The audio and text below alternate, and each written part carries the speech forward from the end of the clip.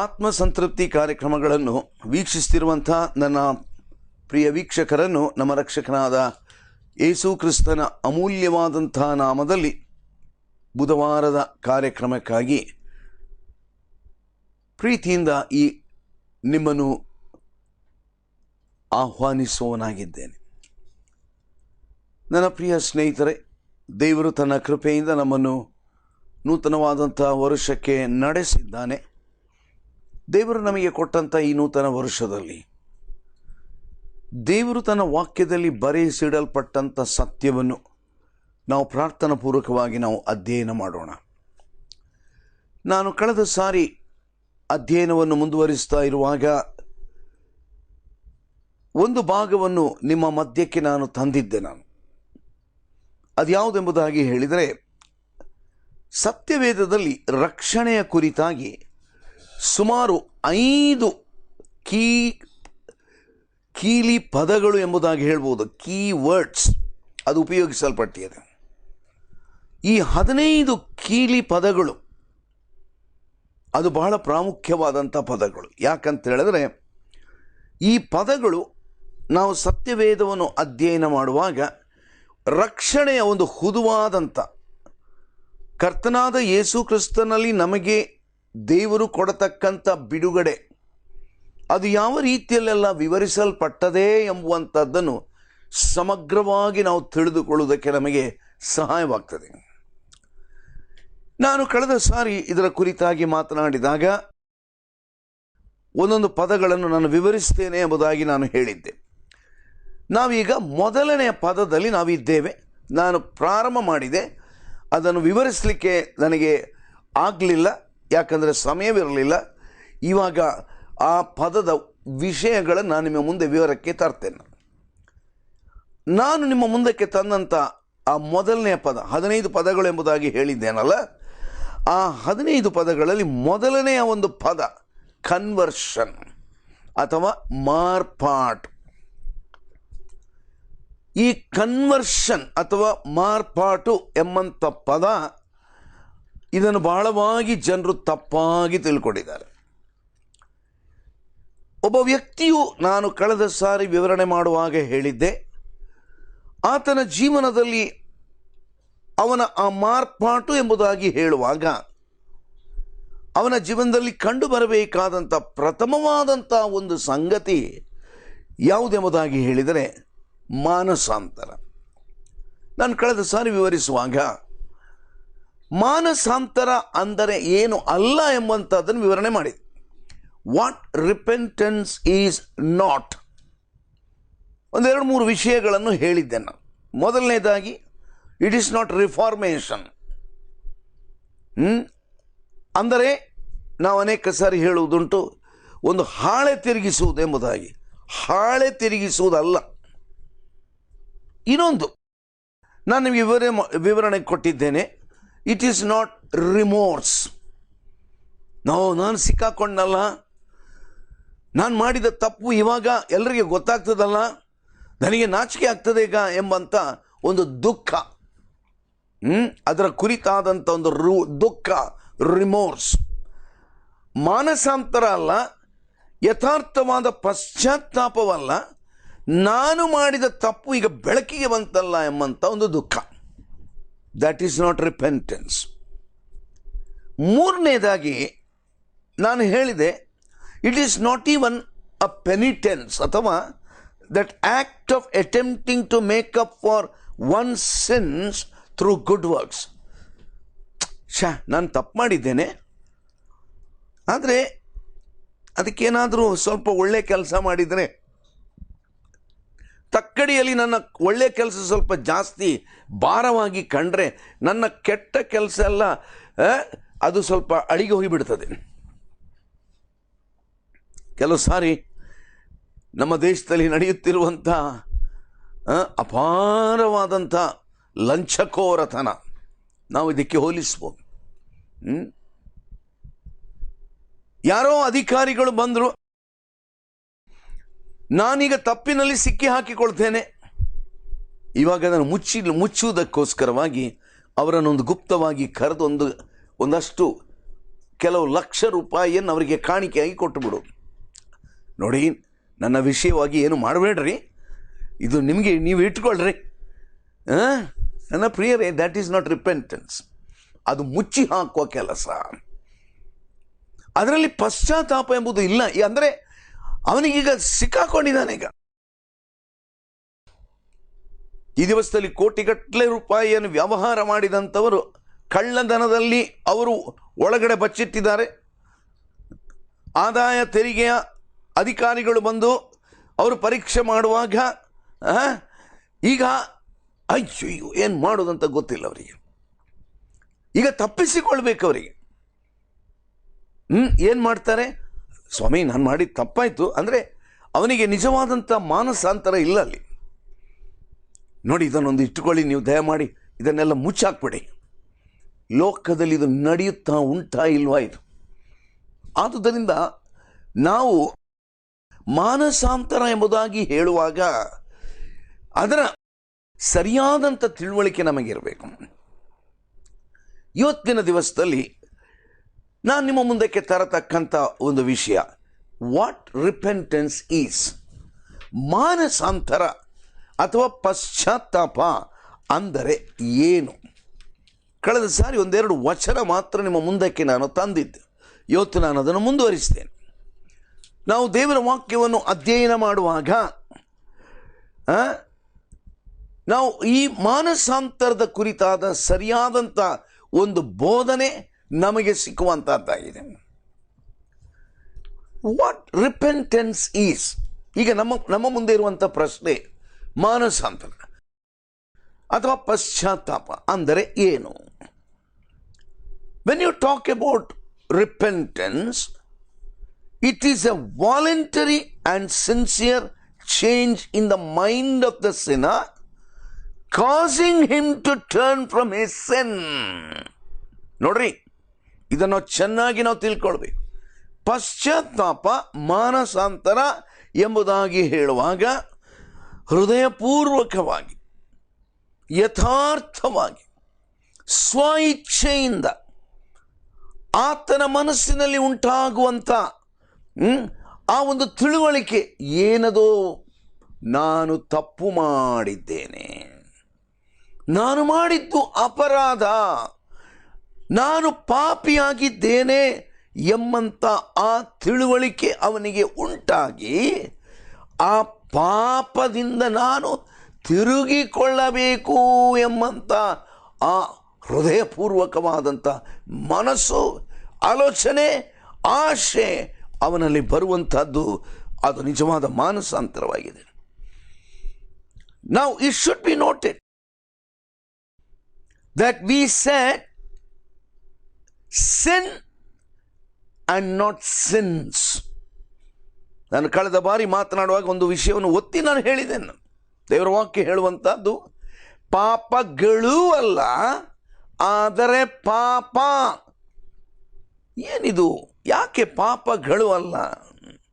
ನಾವು ಅನೇಕ ಸಾರಿ ನಾವು ಪಾಪದ ವಿಚಾರವಾಗಿ ಮಾತಾಡುವಾಗ ನಾವು ಈ ಚಿಕ್ಕ ಚಿಕ್ಕ ವಿಚಾರಗಳನ್ನು ಹಿಡ್ಕೊಂಡು ನಾವು ಮಾತಾಡ್ತೇವೆ. ಸತ್ಯವೇದದಲ್ಲಿ ಒಂದು ಮಾತು ಬರೆದದೆ, ನೀವು ನರಿಗಳನ್ನು ಮಾತ್ರ ಅಲ್ಲ, ನರಿಮರಿಗಳನ್ನು ಹಿಡಿಯಿರಿ ಎಂಬುದಾಗಿ. ನೋಡ್ರಿ, ನಾವು ಪಾಪ ಎಂಬುದಾಗಿ ಹೇಳುವಾಗ ನಾವು ಏನು ಮಾಡ್ತೇವೆ? ಕೆಲವು ವಿಚಾರಗಳನ್ನು ಬಹಳ ಗುಪ್ತವಾಗಿಟ್ಟುಕೊಳ್ತೇವೆ. ಯಾರಿಗೂ ಕೂಡ ಗೊತ್ತಿಲ್ಲ, ಅದು ಯಾರಿಗೂ ಕೂಡ ನಾನು ಮಾಡಿದ್ದು ಗೊತ್ತಿಲ್ಲ, ಗುಟ್ಟಿನಲ್ಲಿ ನಾವು ಇಟ್ಟುಕೊಳ್ತೇವೆ. ಸುಮ್ಮನೆ ಹೊರಗಿನ ಮಟ್ಟದಲ್ಲಿ ಆಚಾರಕ್ಕಾಗಿಯೋ ವಿಚಾರಕ್ಕಾಗಿಯೋ ನಾನೆಲ್ಲ ತಪ್ಪು ಮಾಡಿದ್ದೇವೆ, ನಾವು ಸುಳ್ಳು ಹೇಳ್ತೇವೆ, ಮೋಸ ಮಾಡ್ತೇವೆ. ಇನ್ನು ಇಂಥದ್ದೆಲ್ಲ ಕನ್ನಡದಲ್ಲಿ ಮಾತಾಡುವಾಗ ಒಂದು ಹೇಳ್ತೇವೆ, ಒಂದು ಪದ ಉಪಯೋಗಿಸ್ತೇವೆ ನಾವು, ಪುಡಿಕಾಸು ಅಂತ ಹೇಳಿಕೊಂಡು, ಅಂದರೆ ಚಿಲ್ಲರೆ ಮಾತು. ಪುಡಿಕಾಸು ಅಥವಾ ಚಿಲ್ಲರೆ ಮಾತು, ಅಥವಾ ಇನ್ನೊಂದು ಮಾತಿನಲ್ಲಿ ಹೇಳೋದಾದರೆ ಈ ಚಿಲ್ಲರೆ ರಿಪೆಂಟೆನ್ಸ್ ಅಂತ ಹೇಳೋದು ಅದಕ್ಕೆ. ಅಂದರೆ ಯಥಾರ್ಥವಾದ ಮನ ತಿರುಗುವಿಕೆ ಅಲ್ಲಿಲ್ಲ. ಸುಮ್ಮನಾದರೂ ಅಲ್ಲ, ನಾವೆಲ್ಲರೂ ಪಾಪಿಗಳು ಲೋಕದಲ್ಲಿ, ಅದೆಲ್ಲರಿಗೂ ಗೊತ್ತುಂಟು. ನಾವೆಲ್ಲರೂ ಪಾಪಿಗಳಂತ ಪ್ರತಿಯೊಬ್ಬನ ಮನುಷ್ಯನ ಹೃದಯ ಅದು ಬಟ್ಟ ಬಯಲಾಗಿ ಹೇಳ್ತಾ ಉಂಟು. ನೋ ಬಡಿ can escape the reality of ಸಿನ್. ಮನುಷ್ಯನ ಪಾಪದ ನೈಜತ್ವವನ್ನು ಯಾವ ಮನುಷ್ಯನೂ ಅಲ್ಲಗಳೆಯುವುದಕ್ಕೆ ಆಗುವುದಿಲ್ಲ. ಆಗ ಸಲೀಸಾಗಿ ನಾವು ಹೇಳ್ತೇವೇನೋ, ಅಲ್ಲ ನಾವೆಲ್ಲರೂ ಪಾಪಿಗಳು, ವಾಟರಿಂಗ್ ಇಟ್ ಡೌನ್ ಅಂತಲೇ ಹೇಳ್ತೇವೆ. ಅಂದರೆ ಈ ಹಾಲು, ಅದಕ್ಕೆ ಕೆಲವು ಸಾರಿ ಒಂದಷ್ಟು ನೀರು ಹಾಕ್ತೇವೆ, ಬೆಳ್ಳಗೆ ಕಾಣ್ತದೆ, ಆದರೆ ಹಾಲಿನ ರುಚಿ ಹೋಯಿತು, ಆ ಹಾಲಿನ ಅಂಶ ಕಡಿಮೆ ಆಯಿತು, ಅಲ್ಲಿ ಉಳಿದಂಥದ್ದು ನೀರಿನ ಅಂಶ. ಅನೇಕರ ಮಾನಸಾಂತರ ಇದುವೇ. ಅವರು ಪಾಪಗಳು ಎಂಬುದಾಗಿ ಹೇಳುವಾಗ ಏನೋ ಮೇಲ್ಮಟ್ಟದಲ್ಲಿ ಮಾತನಾಡುವುದುಂಟು, ಆದರೆ that is not what the Bible talks about. ದೇವರ ವಾಕ್ಯ ಹೇಳತಕ್ಕಂಥ ಒಂದು ಸತ್ಯ ನಾನು ಕಳೆದ ಸಾರಿ ಹೇಳಿದ್ದು, ಯೋಹಾನ ಸುವಾರ್ತೆಯಲ್ಲಿ 16ನೇ ಅಧ್ಯಾಯ 7ನೇ ವಚನದಿಂದ ನಾವು ನೋಡುವಂಥ ವೇಳೆಯಲ್ಲಿ ಸ್ವಾಮಿ ಹೇಳಿದಂಥ ಮಾತು ನಿಮ್ಮ ನೆನಪಿಗೆ ತರ್ತೇನೆ ನಾನು. Nevertheless, I tell you the truth. It is expedient for you that I go away. For if I go not away, the Comforter will not come unto you. ನಾನು ಹೋಗಬೇಕಾಗಿದೆ, ನಾನು ಹೋಗದ ಹೊರತು ಆ ಸಮಾಧಾನದಾಯಕನು ನಿಮಗೆ ಬರುವುದಿಲ್ಲ. But if I depart, I will send them unto you. ನಾನು ಇಲ್ಲಿಂದ ಹೊರಟು ಹೋದ ನಂತರ ಆ ಸಮಾಧಾನದಾಯಕನನ್ನು ನಿಮಗೆ ನಾನು ಕಳುಹಿಸಿಕೊಡುತ್ತೇನೆ. And when he is come, ಆ ಸಮಾಧಾನದಾಯಕನು ಯಾರಿದು? ಸಮಾಧಾನದಾಯಕನು ಆತನು ಪರಿಶುದ್ಧಾತ್ಮನು. He will reprove the world of sin. ನನ್ನ ಪ್ರಿಯರೇ, ನಾವು ಈ ವಿಷಯಗಳನ್ನು ಬಹಳ ಗಂಭೀರವಾಗಿ ನಾವು ತಿಳ್ಕೊಳ್ಳಬೇಕು. ದೇವರ ಪರಿಶುದ್ಧಾತ್ಮನು ಬಂದಾಗ ನಾವು ತಿಳ್ಕೊಳ್ಳಬೇಕಾದಂಥ ಒಂದು ಬಹಳ ಪ್ರಾಮುಖ್ಯವಾದಂಥ ಸತ್ಯ ಏನದು? ಆತನು ಬಂದು ಏನು ಮಾಡ್ತಾನಂತೆ? ಆತನು ಬಂದು ಪಾಪ, ನೀತಿ, ನ್ಯಾಯ ತೀರ್ವಿಕೆ ಈ ವಿಷಯಗಳಲ್ಲಿ ಲೋಕಕ್ಕೆ ಅರುಹನ್ನು ಹುಟ್ಟಿಸುವನು. ನನ್ನ ಪ್ರಿಯರೇ, ದೇವರ ಪರಿಶುದ್ಧಾತ್ಮನು ಸತ್ಯವೇದದ ಸತ್ಯಗಳನ್ನು ನಾವು ಕೇಳುವಾಗ ದೇವರ ಆತ್ಮನು ನಮ್ಮಲ್ಲಿ ಪಾಪ, ನೀತಿ, ನ್ಯಾಯ ತೀರ್ವಿಕೆ ಇದರ ಒಂದು ಅರುಹನ್ನು ಹುಟ್ಟಿಸುತ್ತಾನೆ. ನನ್ನ ಪ್ರಿಯರೇ, ನಿಜವಾದಂಥ ಮಾರ್ಪಡುವಿಕೆ ಎಲ್ಲಿಂದ ಪ್ರಾರಂಭವಾಗ್ತದೆ? ನಾನು ದೇವರ ಮುಂದೆ ನಾನು ಪಾಪ ಮಾಡಿದವನು, ನಾನು ದೇವರ ಮುಂದೆ ಅನೀತಿವಂತನು, ನಾನು ದೇವರ ಮುಂದೆ ಆತನ ನ್ಯಾಯ ತೀರ್ಪಿಗೆ ಯೋಗ್ಯನು ಎಂಬಂಥ ಮನವರಿಕೆ, ಸರಿಯಾದ ತಿಳುವಳಿಕೆ ಆತನಿಗೆ ಉಂಟಾಗ್ತದೆ. This is where the true conversion begins. Conversion ಅಂತ ಹೇಳಿದರೆ ಅನೇಕರ ತಲೆಯೊಳಗೆ ಒಂದು ಜಾತಿಯಿಂದ ಇನ್ನೊಂದು ಜಾತಿಗೆ ಜಾತಿ ಬದಲಾವಣೆ ಮಾಡುವುದು. ಜಾತಿ ಬದಲಾವಣೆ ಅಲ್ಲರಿ. ಸತ್ಯವೇದದಲ್ಲಿ ಜಾತಿ ಬದಲಾವಣೆ ಕುರಿತು ಮಾತನಾಡುತ್ತಿಲ್ಲ. ದೇವರ ಪರಿಶುದ್ಧಾತ್ಮನು ಮಾಡುವಂಥ ಕಾರ್ಯ ಮೊದಲು ಪಾಪ, ನೀತಿ, ನ್ಯಾಯ ತೀರ್ವಿಕೆ ಇದರ ಅರುಹನ್ನು ಹುಟ್ಟಿಸ್ತಾನೆ, ತಿಳುವಳಿಕೆಯನ್ನು ಹುಟ್ಟಿಸ್ತಾನೆ. ತಿಳುವಳಿಕೆ ಇರಲಿಲ್ವ? ಹಾಗಾದರೆ ತಿಳುವಳಿಕೆ ಇತ್ತು, ಆದರೆ ಏನಾಗಿದೆ? ಮೊಬ್ಬು ಬಡಿದಂತೆ ಒಂದು ಅಡ್ಡವಾದಂಥ ಸ್ಥಿತಿ ಮನುಷ್ಯನಲ್ಲಿ ಉಂಟು. There will be a covering. That sin puts up a covering. Because of the covering, now that man will not be able to see, man will not be able to hear, the man will not be able to understand. It's not that he is not aware of it to a certain degree, he knows it. ಕೊಲೆ ಮಾಡಿದವನಿಗೆ ನಾನು ಕೊಲೆಗಾರ ಎಂಬುದಾಗಿ ಗೊತ್ತಿಲ್ವಾ? ಕಳ್ಳತನ ಮಾಡಿದವನಿಗೆ ಕಳ್ಳತನ ಮಾಡಿದ್ದೇನೆ ಎಂಬುದಾಗಿ ಗೊತ್ತಿಲ್ವಾ? ನನ್ನ ಪ್ರಿಯರೇ, ಚೆನ್ನಾಗಿ ಗೊತ್ತುಂಟು. ಆದರೆ ಏನಾಗ್ತದೆ, ನಾವು ಕೆಲವು ಸಾರಿ ಈ ಚಾಕು ಉಪಯೋಗಿಸ್ತೇವೆ.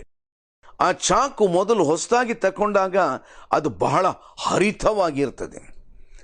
ಆದರೆ ನಾವು ಅದನ್ನು ಉಪಯೋಗ ಮಾಡಿ ಮಾಡಿ ಮಾಡಿ ಮಾಡಿ ಮಾಡಿ ಕಡೆಗೆ ಏನಾಗ್ತದೆ, ಅದರ ಹರಿತವಾದಂಥ ಭಾಗ ಅದು ಮೊಂಡಾಗ್ತದೆ.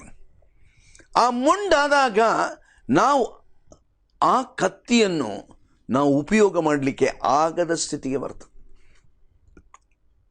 ನನ್ನ ಪ್ರಿಯರೇ, ದೇವರು ಮನುಷ್ಯನಿಗೆ ಕೊಟ್ಟಂಥ ಮನಸ್ಸಾಕ್ಷಿ ಎಂಬುವಂಥದ್ದು ಅದು ಮೊಂಡಾಗ್ತದೆ. ನಾವು ಪಾಪದಲ್ಲಿ ಮುಂದೆ ಮುಂದೆ ಮುಂದೆ ಮುಂದೆ ಮುಂದೆ ಹೋಗುವಾಗ ನಾವು ಆ ಪಾಪದ ಹರಿತವಾದಂಥ ಆ ಒಂದು ವಿಚಾರಗಳು ಅದು ನಮ್ಮ ಗಮನಕ್ಕೆ ಆಳವಾಗಿ ಬರುವುದಿಲ್ಲ. We take it to be granted, ಸದರವಾಗಿ ನಾವು ತೆಗೆದುಕೊಳ್ತೇವೆ. ಆದರೆ ಪರಿಶುದ್ಧಾತ್ಮನ ಏನು ಮಾಡ್ತಾನಂತೆ, ಪಾಪ, ನೀತಿ, ನ್ಯಾಯ ತೀರುವಿಕೆ ಈ ವಿಷಯದಲ್ಲಿ ಅರುಹನ್ನು ಹುಟ್ಟಿಸ್ತಾನೆ. ನನ್ನ ಪ್ರಿಯರೇ, ಆತನು ನಮಗೆ ಅರುಹನ್ನು ಹುಟ್ಟಿಸುತ್ತಾನೆ. ಹಾಗಾದರೆ God is not primarily interested in convincing a sinner to give up smoking, swearing, drinking, illicit sex. Everything is very, very bad. It is true. ಅದಕ್ಕಾಗಿ ನಾನು ವಾಕ್ಯದಲ್ಲಿ ಹೇಳಿದಂಥ ಮಾತು ನಿಮ್ಮ ಗಮನಕ್ಕೆ ತರ್ತಾ ಇದ್ದೇನೆ. All these are sins. All these are sins. But may I tell you one thing? God is not primarily interested in the so-called sins that we talk about. Are you surprised? Are you surprised? Yes. Then what is the reality? Satyamshavenu. His great sin, a man's great sin, which will eventually condemn him forever, is the rejection of Jesus Christ. ಒಬ್ಬ ಮನುಷ್ಯನು ಅವನು ನಿತ್ಯವಾದಂಥ ನರಕಕ್ಕೆ ಹೋಗುವುದಕ್ಕೆ ಇರುವಂಥ ಪ್ರಾಥಮಿಕವಾದಂಥ ಒಂದೇ ಒಂದು ದೊಡ್ಡ ಪಾಪ ಏನದು? ಈ ಲೋಕಕ್ಕೆ ರಕ್ಷಕನಾಗಿ ಬಂದಂಥ ಯೇಸುವನ್ನು ತಿರಸ್ಕಾರ ಮಾಡುವುದು. ಯೇಸು ಕ್ರಿಸ್ತನನ್ನು ತಿರಸ್ಕಾರ ಮಾಡು. So repentance, it deals with a turning from the horrible crime of spurning Calvary. ಕಲ್ವಾರಿಯನ್ನು ತಿರಸ್ಕಾರ ಮಾಡುವಂಥದ್ದರಿಂದ ನಾನು ಮಾರ್ಪಡುವಂಥದ್ದು ಅದು ನಿಜವಾದ ಮಾನಸಾಂತರವಾಗಿದೆ. ನಾವು ನೋಡ್ರಿ, ಸ್ನಾನಿಕನಾದಂಥ ಯೋಹಾನನು ಆತನು ತನ್ನ ಸೇವೆಯನ್ನು ಪ್ರಾರಂಭ ಮಾಡುವಾಗ ಆತನು ಹೇಳಿದಂಥ ಮಾತು ಮತ್ತಾಯನ ಸುವಾರ್ತೆಯಲ್ಲಿ ನಾವು ನೋಡ್ತೇವೆ. 3ನೇ ಅಧ್ಯಾಯ 2ನೇ ವಚನ, repent ye, for the kingdom of heaven is at hand. ಮಾನಸಾಂತರ ಪಡ್ರಿ, ದೇವರ ರಾಜ್ಯವು ಸಮೀಪವಾಗಿದೆ. ಆಮೇಲೆ ಮುಂದಿನ 8ನೇ ವಚನ ಅದೇ ಮತ್ತಾಯನ ಸುವಾರ್ತೆಯಲ್ಲಿ ಆತನು ಹೇಳಿದಂಥ ಮಾತು, bring forth therefore the fruits meet for repentance. ಮಾನಸಾಂತರದ ಫಲ ಅದನ್ನು ನೀವು ತೋರಿಸಬೇಕು. ಈ ದಿವಸದಲ್ಲಿ ಏನಾಗಿದೆ ಅಂತ ಹೇಳಿದ್ರೆ, ಅನೇಕರು ಸುವಾರ್ತೆಯನ್ನು ಕೇಳಿದಾಗ ಎನ್ ಈಸಿ ಕನ್ವರ್ಷನ್ ಎಂಬುದಾಗಿ ಹೇಳೋದುಂಟು. Easy believerism. What do you mean by easy believerism? ಸರಳವಾಗಿ, ಸುಲಭವಾಗಿ ನಾನು ನಂಬ್ತೇನೆ. ನನ್ನ ಪ್ರಿಯರೇ, ಎಲ್ಲ ವಿಷಯಗಳನ್ನು ಇಟ್ಟುಕೊಂಡು ಅದನ್ನು ನಂಬ್ತೇನೆ, ಇದನ್ನು ನಂಬ್ತೇನೆ, ಇದನ್ನು ಒಳ್ಳೆದು, ಈಗ ನೀವು ಹೇಳುವಂಥ ಯೇಸುವನ್ನು ನಂಬ್ತೇನೆ, ದ್ಯಾಟ್ ಈಸ್ ನಾಟ್ ಕನ್ವರ್ಷನ್. ನನ್ನ ಪಾಪವನ್ನು ಇಟ್ಟುಕೊಳ್ಳುವುದು, ಅದನ್ನೆಲ್ಲ ಇಟ್ಟುಕೊಂಡು ಹೆಸರಿಗೆ ತಕ್ಕಂತೆ ನಾನು ಯೇಸುವನ್ನು ಅಂಗೀಕಾರ ಮಾಡಿದೆ ಅಂತಲೇ ಹೇಳುವುದು. ಅದರಲ್ಲಿ ಏನಿಲ್ಲ, ಮಾನಸಾಂತರವಿಲ್ಲ. ಆದ್ದರಿಂದ ಯೋಹಾನ್ ಹೇಳ್ತಾನೆ, ನೀನು ನಿಜವಾಗಿ ಮಾನಸಾಂತರ ಹೊಂದಿದರೆ ಮಾನಸಾಂತರದ ಫಲ ನಿನ್ನಲ್ಲಿ ಕಂಡು ಬರಬೇಕು. ನಾವು ಮತ್ತಾಯನ ಸುವಾರ್ತೆ 9ನೇ ಅಧ್ಯಾಯ 13ನೇ ವಚನಕ್ಕೆ ಬರುವಾಗ ನಮ್ಮ ರಕ್ಷಕನಾದಂಥ ಯೇಸು ಕ್ರಿಸ್ತನು ಹೇಳಿದಂಥ ಮಾತನ್ನು ಗಮನಿಸಿರಿ. ನೀವು ಹೋಗಿ ನನಗೆ ಯಜ್ಞವು ಬೇಡ, ಕರುಣೆ ಬೇಕು ಎಂಬ ಮಾತಿನ ಅರ್ಥವನ್ನು ಕಲಿತುಕೊಳ್ಳ್ರಿ. ನಾನು ನೀತಿವಂತರನ್ನು ಕರೆಯುವುದಕ್ಕೆ ಬಂದವನಲ್ಲ, ಪಾಪಿಗಳನ್ನು ಕರೆಯುವುದಕ್ಕೆ ಬಂದವನು. ನೀವು ನೋಡಿ, ಆಂಗ್ಲ ಭಾಷೆಯ ಭಾಷಾಂತರವನ್ನು ತೆಗೆದು ನೋಡುವಾಗ ಅಲ್ಲಿ ಹೀಗೆ ನಾವು ನೋಡ್ತೇವೆ, ಯೇಸು ಕ್ರಿಸ್ತನು ತಾನಾಗಿ ಹೇಳಿದು, for I am not come to call the righteous. ನೀತಿವಂತನನ್ನು ಕರೀಲಿಕ್ಕೆ ಬರಲಿಲ್ಲ, ಬಟ್ ಸಿನ್ನರ್ಸ್ ಟು ರಿಪೆಂಟೆನ್ಸ್. ಆದರೆ ಪಾಪಿಗಳು ಅವರು ಮಾನಸಾಂತರ ಪಡುವುದಕ್ಕಾಗಿ. ಲೂಕನ ಸುವಾರ್ತೆ 13ನೇ ಅಧ್ಯಾಯ 5ನೇ ವಚನದಲ್ಲಿ ಹೀಗೆ ಉಂಟು, I tell you, nay but except ye repent, ye shall all likewise perish. ನೀವು ಮಾನಸಾಂತರ ಪಡೆದಿದ್ದರೆ ಅವರಂತೆ ನೀವು ನಾಶವಾಗುವಿರಿ. ಲೂಕನ ಸುವಾರ್ತೆ 15ನೇ ಅಧ್ಯಾಯ 7ನೇ ವಚನದಲ್ಲಿ ಹೀಗೆ ಉಂಟು, I say unto you that likewise joy shall be in heaven over one sinner that repenteth, more than over 99 just persons which need no repentance. ನನ್ನ ಪ್ರಿಯರೇ, ದೇವರ ವಾಕ್ಯ ಹೇಳುವಂಥದ್ದು ಪರಲೋಕದಲ್ಲಿ ಸಂತೋಷ ಉಂಟಾಗ್ತದಂತೆ ಯಾವಾಗ ಒಬ್ಬ ಪಾಪಿ ಆತನು ತನ್ನ ಪಾಪವನ್ನು ತಿಳುಕೊಂಡು ಮಾನಸಾಂತರ ಪಡೆದಾಗ.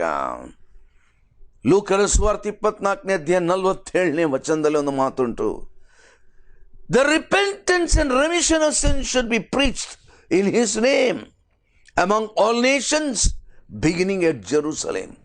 ಇದು ಯೇಸು ಕ್ರಿಸ್ತನು ಹೇಳಿದಂತಹ ಮಾತು. ನಿಮ್ಮಲ್ಲಿ ಕೆಲವರು ಪ್ರಶ್ನೆ ಕೇಳ್ಬೋದು ನನ್ನ ಹತ್ರ, ಅಯ್ಯ ಈ ವಿಷಯಗಳನ್ನು ನೀವು ಯಾಕೆ ಬೋಧನೆ ಮಾಡ್ತಾ ಇದ್ದೀರಿ? ಯೇಸು ಕ್ರಿಸ್ತನು ಕೊಟ್ಟಂಥ ಅಪ್ಪಣೆ, ದೇವರು ನನಗೆ ಕೊಟ್ಟಂಥ ಒಂದು ಅಪ್ಪಣೆ, ಮಾನಸಾಂತರದ ಕುರಿತು ಬೋಧನೆ ಮಾಡು, ಮಾನಸಾಂತರದ ಕುರಿತು ಬೋಧನೆ ಮಾಡು. ಮನುಷ್ಯನು ತನ್ನ ಪಾಪಗಳಿಗಾಗಿ ಮಾನಸಾಂತರ ಪಡಬೇಕು.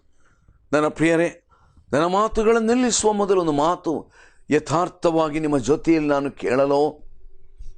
ಈ ವಾಕ್ಯ ಭಾಗಗಳನ್ನು ಕೇಳಿಸಿಕೊಳ್ಳುತ್ತಿರುವಂಥ ನೀವು, ದೇವರ ಪರಿಶುದ್ಧಾತ್ಮನು ಮಾತನಾಡುವಾಗ, ಹೌದು ನಾನು ಪಾಪಿಯಾಗಿದ್ದೇನೆ, ನಾನು ದೇವರ ಸನ್ನಿಧಾನದಲ್ಲಿ ಯೇಸು ಕ್ರಿಸ್ತನನ್ನು ತಿರಸ್ಕಾರ ಮಾಡಿದನು ಎಂಬಂತೊಂದು ತಿಳುವಳಿಕೆಯನ್ನು ದೇವರ ಪರಿಶುದ್ಧಾತ್ಮನು ನಿಮಗೆ ಆ ಹೃದಯಪೂರ್ವಕವಾದಂಥ ತಿಳುವಳಿಕೆಯನ್ನು ಕೊಡುತ್ತಿದ್ದಾನಾ? ಕೊಡುವುದಾದರೆ ತಡ ಮಾಡಬೇಡ್ರಿ. ಈ ದಿವಸ ಯೇಸುವನ್ನು ನಿಮ್ಮ ಸ್ವಂತ ರಕ್ಷಕನನ್ನಾಗಿ ಅಂಗೀಕಾರ ಮಾಡಿರಿ. ಆತನು ನಿಮಗೋಸ್ಕರವಾಗಿ ತನ್ನ ಪ್ರಾಣವನ್ನು ಕಲ್ವಾರಿಯ ಕ್ರೂಜೆಯಲ್ಲಿ ಆತನು ಕೊಟ್ಟಿದ್ದಾನೆ. ಆತನ ಮೇಲೆ ನಂಬಿಕೆ ನೀಡುವವರಿಗೆ ಪಾಪ ವಿಮೋಚನೆ, ಪಾಪದ ಬಿಡುಗಡೆಯನ್ನು ಆತನು ವಾಗ್ದಾನ ಮಾಡಿದ್ದಾನೆ. ಈ ವಾಕ್ಯ ಭಾಗದಿಂದ ದೇವರ ಪರಿಶುದ್ಧಾತ್ಮನು ನಿಮ್ಮೊಡನೆ ಮಾತನಾಡಿದ್ದರೆ ಈ ದಿವಸ ತಡ ಮಾಡದೆ ಯೇಸುವನ್ನು ನಿಮ್ಮ ಹೃದಯದೊಳಗೆ ಅಂಗೀಕಾರ ಮಾಡಿರಿ. ನಿಮಗಾಗಿ ನಾನು ಪ್ರಾರ್ಥಿಸ್ತೇನೆ. ನಾವು ನಮ್ಮ ತಲೆಗಳನ್ನು ಬಾಗಿಸಿ ಪ್ರಾರ್ಥಿಸೋಣ. ಪ್ರೀತಿಯುಳ್ಳ ಸ್ವಾಮಿ, ನೀ ನಮಗೆ ಕೊಟ್ಟಂಥ ವಾಕ್ಯಕ್ಕಾಗಿ ಸ್ತೋತ್ರ.